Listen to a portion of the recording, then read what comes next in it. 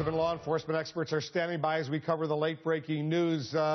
Among the late-breaking news we're following is a new ISIS propaganda video suggesting the terror group is targeting New York City. It shows an explosive device being put together, a bomber zipping his jacket over a suicide belt, and crowded Manhattan street scenes. Also breaking now, amid growing fears that terrorists may be hiding among refugees fleeing Syria, officials in Honduras, they've just announced they've detained 5 Syrian men who arrived with fake passports and may have intended to travel to the United States.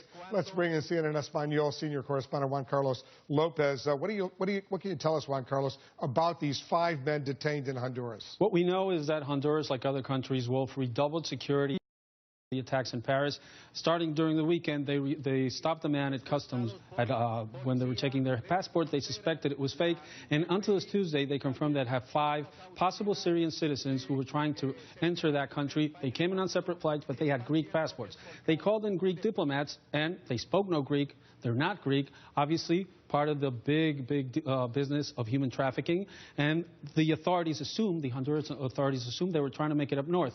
Now, up to now, they've arrested this year up to 13,000 foreigners trying to use Honduras as a waypoint.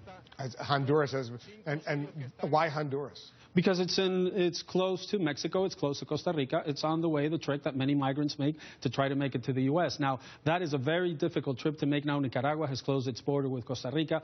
There are over 1,000 Cubans trying to get into Nicaragua. They haven't been able to do it, but it's a usual route used by traffickers who want to bring people into the United States. Mike Rogers, we don't know if these 5 individuals with these fake passports were at all connected to ISIS, do we? No, I certainly have seen nothing to it. There's a lot of suspicion you have to roll into this. And one of the problems with ISIS now, and I think it concerns law enforcement and our intelligence services, is the sheer amount of money they have. So you can show up. If you show up in Nicaragua and you don't have bribe money, that's one issue.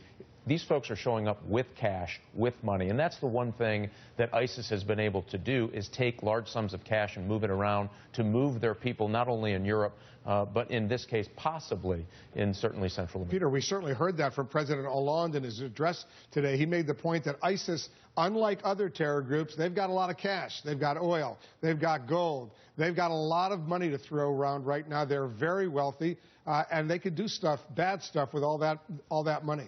Yeah, and I think they control millions of people, and they tax them and they extort them. And so just think about every time they add another city to their reach, they're adding hundreds of thousands of new people they can tax.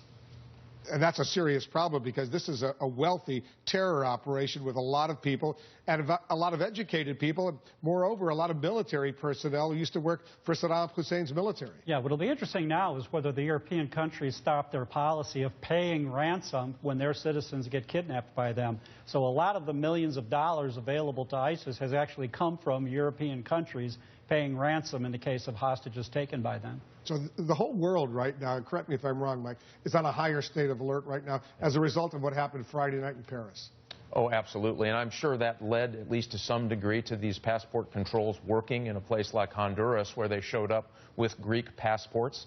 Obviously, that's going to raise a level of suspicion, and a good interviewer can get to the bottom of that pretty quickly, that passport is not jiving with what that story is. I assume Honduran authorities and others are going to be questioning these 5 individuals to find out what their motive was. That was their next step, to have an interrogation to find out what they were doing, where they were going. They've seen it before. It's not the first time. Obviously, they're concerned having their country as a waypoint, more so when the U.S. is working with Honduras to try to stop the flow of migrants toward our southern border. It's a serious situation. All right, guys, stand by.